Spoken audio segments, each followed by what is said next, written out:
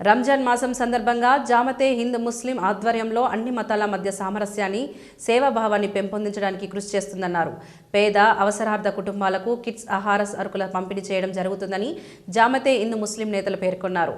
నగరంలోని అన్ని ఏరియాలలో పేద ముస్లింలకు అవసరమైన ఆహార సామాగ్రి అందించడం జరుగుతుందన్నారు. వీటితో పాటు ఇస్లామిక్ వెల్ఫేర్ సొసైటీ, సేవా bank, Rahmat welfare society, online centre, ఉచిత కంప్యూటర్ సెంటర్, రుమాన్ క్లినిక్ ద్వారా పలు సంక్షేమ కార్యక్రమాలు జమాతే ఇస్లాం హింద్ కరీంనగర్లో నిర్వహిస్తుందన్నారు. పత్రికా విలేకరుల సమావేశంలో జమాతే ఇస్లాం హింద్ కరీంనగర్ అధ్యక్షులు జనాబ్ పీర్ అహ్మద్ ఖాన్, నగర కార్యదర్శి ఇస్తాక్ అలీ గారు, పబ్లిక్ బిలేషన్ కార్యదర్శి మొయిద్ హమీద్, జమాత్ మంకమ్మ తోట అధ్యక్షులు మహమ్మద్ ఖైరుద్దీన్, కాశ్మీర్ గడ్డ అధ్యక్షులు సుబాన్ పాషా, ముఖంపుర అధ్యక్షులు షొమోట్ లతీఫీ, నవలాన్ అధ్యక్షులు ఆరిఫ్ ఇర్ఫాన్, కార్ఖానగడ్డ అధ్యక్షులు మజహ్మిల్ ఇర్ఫాన్, దన్ని చమన్ అధ్యక్షులు మహమ్మద్ రఫీక్ తదితరులు పాల్గొన్నారు.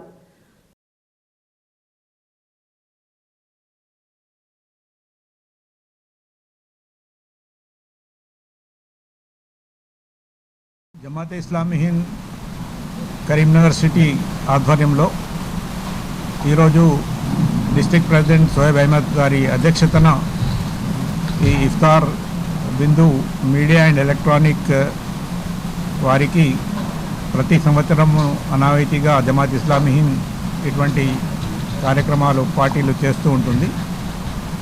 ఎందుకంటే జమాత్ ఇస్లామీ హింద్ సోదర భావము, మత వర్గాల మధ్య వైషమ్యాలు తగ్గించడానికి, సుహృద్భావం పెంపొందించడానికి ఆధ్యాత్మిక కార్యక్రమాలతో పాటు సేవా కార్యక్రమాలు కూడా చేస్తూ ఉంటుంది.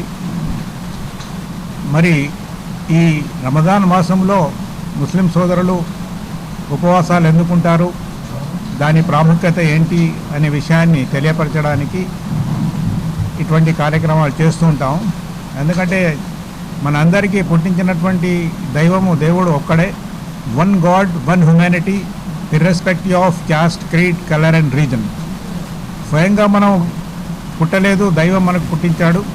కాబట్టి ఆ పుట్టించినటువంటి దైవము మనిషి ఏ విధంగా జీవించాలి, మంచిదేదో చెడ్డదేదో, మంచి మార్గం ఏదో చెడు మార్గం, సత్యము అసత్యము ఏదో బోధించడానికి దైవ గ్రంథాలను అవతరింపజేశాడు.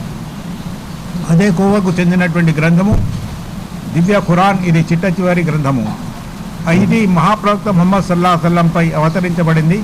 కాబట్టి మహాప్రవక్త సల్లల్లాహు అలైహి వసల్లం చివరి ప్రవక్తలు ఏం చేస్తారంటే దైవం అవతరించబడినటువంటి గ్రంథాలను మానవులు ఏ విధంగా ఆచరించాలి అనేటటువంటి బోధించడానికి, సన్మార్గంలో పెట్టడానికి వారు ప్రయత్నం చేస్తారు.